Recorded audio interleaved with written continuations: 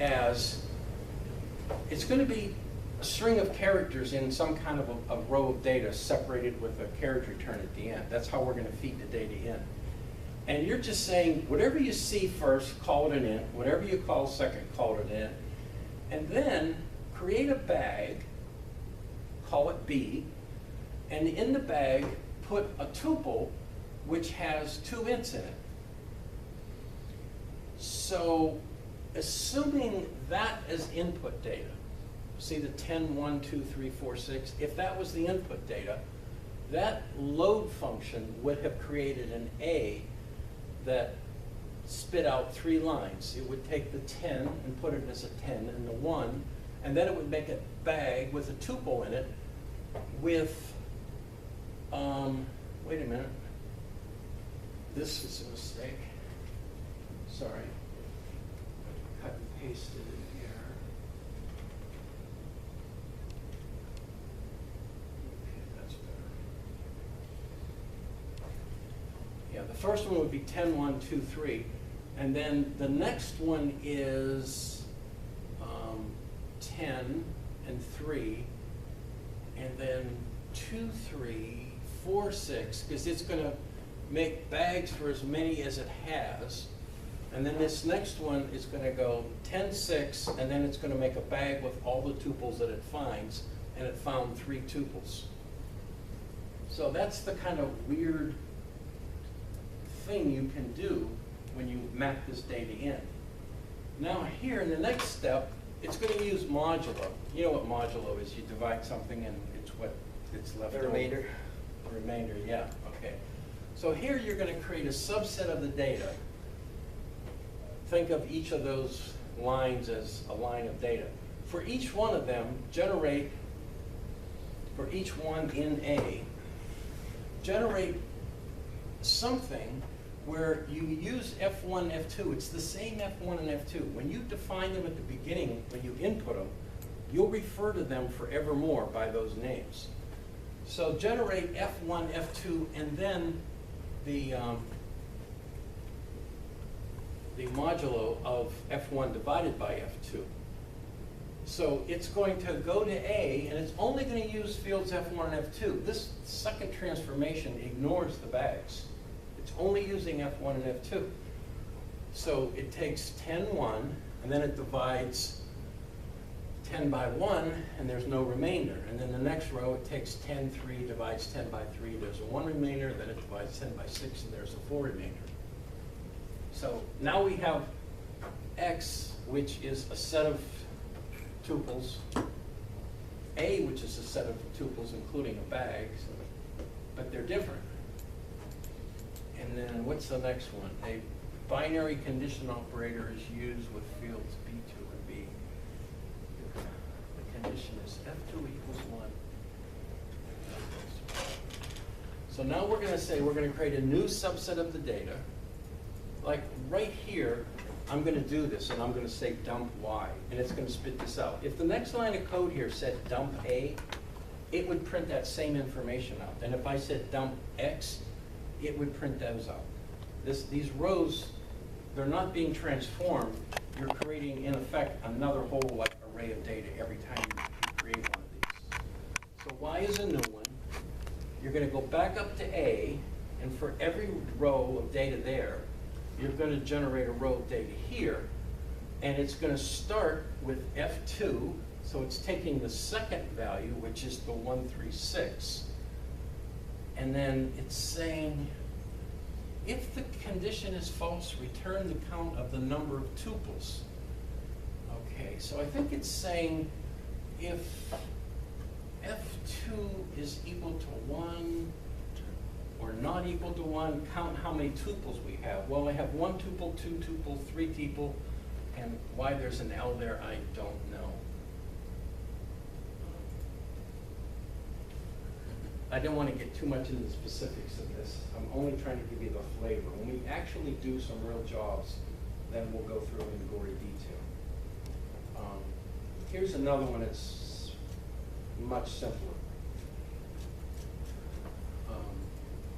So we start off with an input string of those, it's just all those numbers, okay? And frankly, it should be 635 carriage return, 23.219 carriage return, 566 carriage return, etc. And then you'll say load my file as, and my file will be the name of your file that this text file is really in. And you're going to create this subset A, and you're going to call the values X, Y, and Z. So after doing that operation, A is going to contain 4 tuples, and you refer to that 6 as X, and that 3 as a Y, and that 5 as a Z. So you got those. And now we're going to create a new set of data, B, by going through A everywhere X is greater than 0. Well, the first one is, the second one is not, so we dropped it. The third one is, and the fourth one is. So that's a transformation where we just filtered and got one of them because the X term was less than 0. We could have said, is the Z term greater than 6? And had a different result. Now that we've filtered by, now we're going to group by. And again, we're going to take that subset of data, the B subset of data, and we're going to create a new subset of data called C. And we're going to group it by X. So what we're saying is, and this will create these inner bags. So X is the first one. So it's going to take that and say, okay, 6 is the index, and then 19, and then 6. And then I'm going to say for that one, for each bag in there, in C, generate this, and then I'm going to do a count. For each C.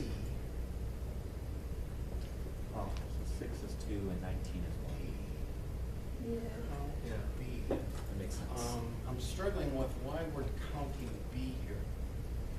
I know what the result should be, which would be, there's 2 that start with a 6 and 1 that starts with a 19. My example may be wrong. D, for each C, generate X. We're saying generate it based on that first guy. Count But you're only counting group B. B. I'm suspicious of that one. Actually, we are counting, the B would be that one, the second one. So 6 is 2. Filter A by X then 0. D, for each C,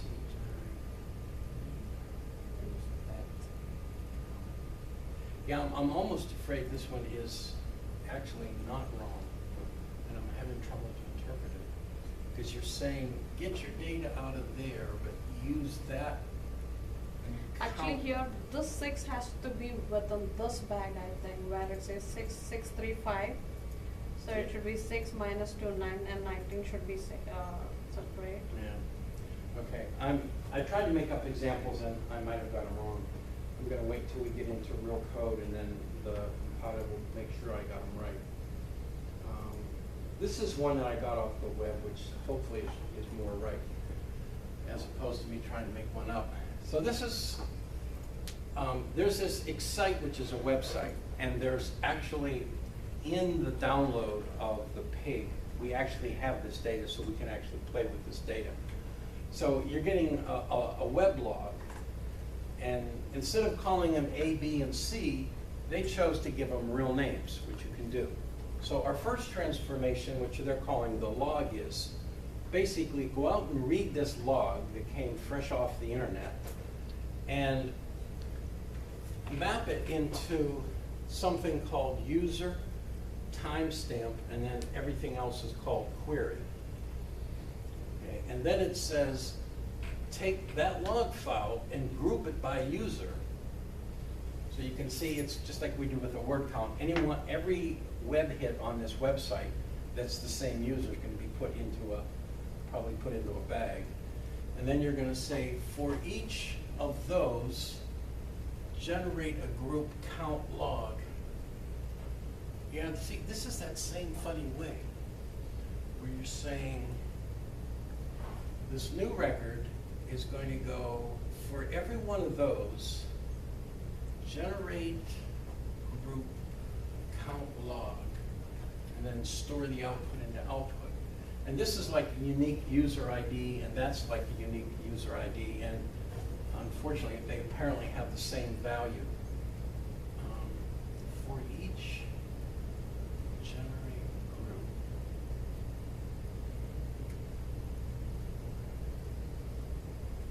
So you're gonna, for each group is gonna go through that, and for every row that's in that data, you're gonna generate a group. Isn't the result just saying that 02BB blah blah blah logged in 18 times, where 005BD blah blah blah also logged in 18 times? Yeah. That's all it's doing, it's just counting how many times Yeah, the they're user counting how logged many in. times you logged in, and they're counting log. If you go to the previous example, so it says for each C is like, we need the X value from C.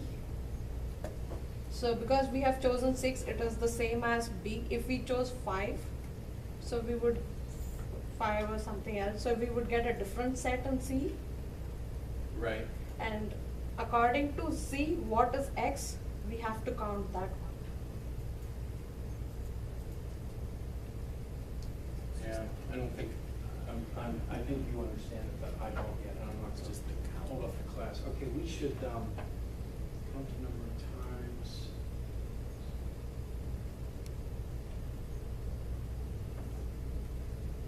Okay, this, I like this data better. All right, so let's do this, let's take a break until that guy points to a 9. And then I'm gonna go through this other example. I'm definitely failing to understand how that operator works, it's just stumbling me. I was thinking, when I looked at it last night, that it was obvious, but now that I see it's not. For each log by user, for each user,